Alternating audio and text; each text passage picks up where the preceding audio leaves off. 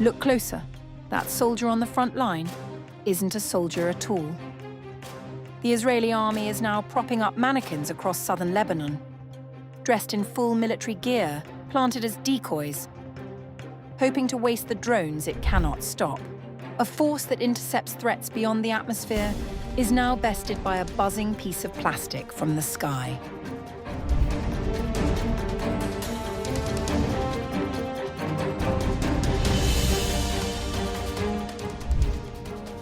Plastic helmets, stuffed uniforms, and a drawn face where a soldier's should be.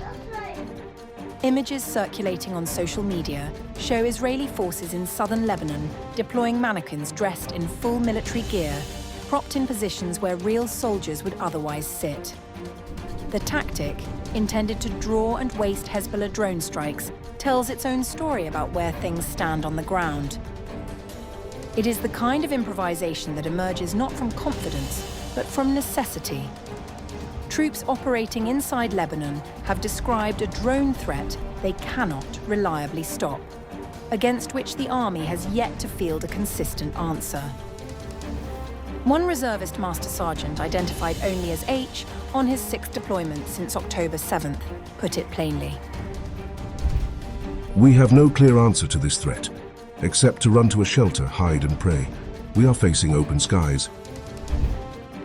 The fibre-optic drones Hezbollah is using are guided by cable rather than radio signal, making electronic jamming useless against them. They are nearly silent on approach. Soldiers say they can barely hear them coming. With no issued solution, troops have turned to fishing nets, not supplied by the army, but bought with money raised through Instagram posts by company sergeants appealing to the Israeli public. The nets do not stop a drone. They push the point of impact just far enough that a soldier might survive with wounds rather than not survive at all. 3 soldiers were wounded in one such strike near Shlomi. Throughout the campaign in Lebanon, more than 100 soldiers have been wounded by explosive drones. Close to 20 have been killed, including Aiden Fuchs, Liam Ben Hamo, and Shefa Amr, resident Amer Hujirat. As soldiers, we do not understand how the IDF can reach the capabilities of intercepting outside the atmosphere. But against AliExpress explosive drones, the army does not provide an answer. Soldiers are losing limbs in the best case and their lives in the worst case. The IDF said it is taking the threat seriously, conducting accelerated trials of new technologies and distributing protective equipment to combat forces. A brigadier general has been appointed specifically to oversee the low-altitude drone threat. The mannequins for now remain part of the answer. How effective, only time will tell.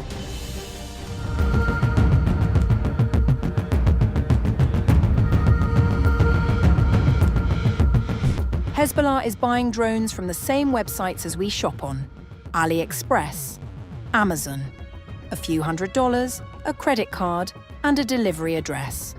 That is all it takes to build a weapon that is now killing Israeli soldiers in southern Lebanon. These are fibre-optic drones, small, cheap, and nearly impossible to stop. The way they work is deceptively simple. A pilot sits somewhere safe, connected to the drone by a spool of optical fibre, sometimes 10 to 20 kilometers long. That wire is the key. Israel's jamming systems, the ones that have been so effective at knocking wireless drones out of the sky, do absolutely nothing here. There is no radio signal to scramble. The wire carries everything. Instructions go in, live camera footage comes out, and the drone keeps flying. Each one carries roughly 6 kilograms of explosives. On Thursday alone, 12 Israeli soldiers were wounded when a drone struck an armoured personnel carrier near an artillery battery in the Shomra area. 2 soldiers have been killed this week. Engineering vehicle operator Amer Hujirat died the day before yesterday. Armoured fighter Sergeant Aidan Fox was killed earlier. Dozens more have been wounded to varying degrees since Hezbollah entered full combat in early March. The IDF intercepts most drones. Dozens are launched every day, and the electronic warfare systems handle the bulk of them. but the fibre-optic ones slip through, and when they do, the consequences are fatal. Israel has 3 defense giants: Rafael, Elbit, Israel, Aerospace Industries. And yet, the answer to a drone you can buy online for a few $100s has not come from any of them. It has come, haltingly and imperfectly, from a collection of startups working against a clock nobody set fast enough. Companies like Smart Shooter are fitting assault rifles with smart sights that can lock onto a drone mid-flight, calculate its path, and fire with precision. One of their sites was used to successfully intercept an explosive drone in Lebanon earlier this week. But there is a fundamental problem with this approach. By the time a soldier is shooting at a drone 100 to 200 meters away, there is almost no margin for error. Miss it, and you have seconds before it hits. Other companies are chasing different angles. Robotican's Goosehawk drones try to physically intercept incoming threats by dropping nets on them. The American company Fortem, backed by Lockheed Martin, is also being tested. A firm called Extend won a tender last year and has supplied around 5,000 interceptor units so far, though insiders say that number falls well short of what is needed. Another American company, Anduril, makes an interceptor that is considered effective but comes at roughly $50,000 per unit, which limits how widely it can be deployed. Then there is Or-Eitan, Israel's laser interception system. It was declared operational. It has barely been used.